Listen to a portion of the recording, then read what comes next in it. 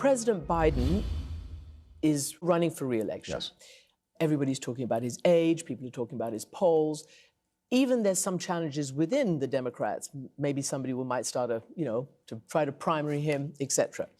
But what I would like to know is, many say that his policies and his legislatives and his wins, frankly, should speak for themselves. And yet, according to The Way to Win, it's a Democrat-leaning firm, only some 22% of Latino voters, 33% of black voters can actually identify something that they say he's done to specifically make their lives better. Right. What would you say to that? And how would you advise him to connect in a re-election? I think Joe Biden has done an extraordinary job leading the country through some very difficult times. I do not think that there's going to be any kind of serious primary challenge to Joe Biden. I think the Democratic Party is unified.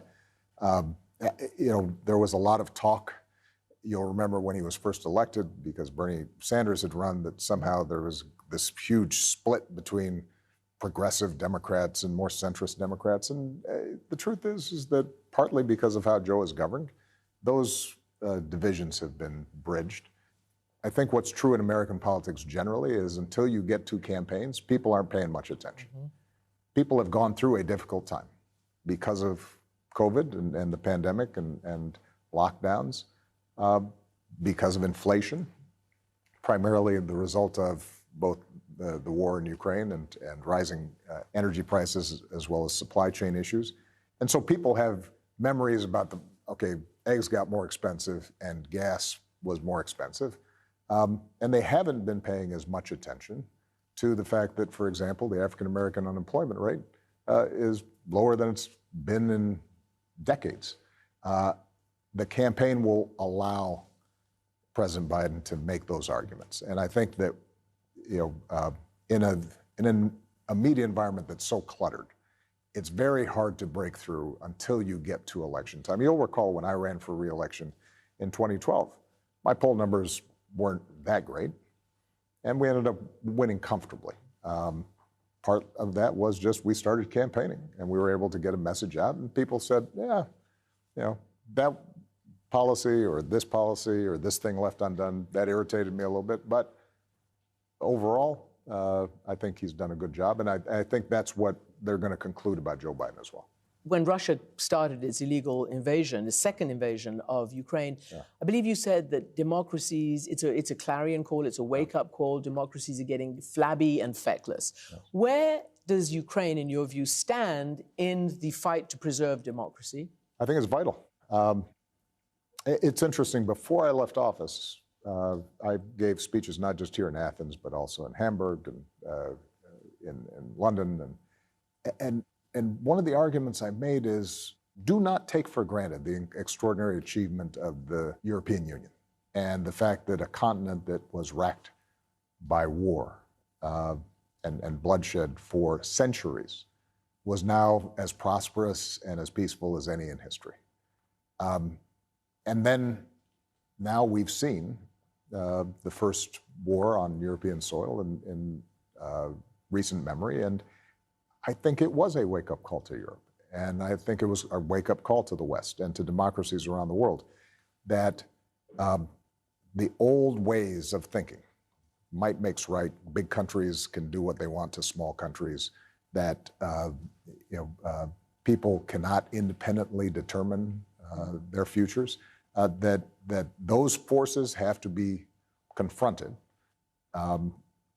Watching the Ukrainians themselves with such courage and bravery fight back, I think that reminded Europe of who they were. And I've been impressed by the degree to which, in not easy circumstances, Europe has stood up. It has provided the aid that was necessary. I think the Biden administration has very deftly managed maintaining that alliance to support Ukraine.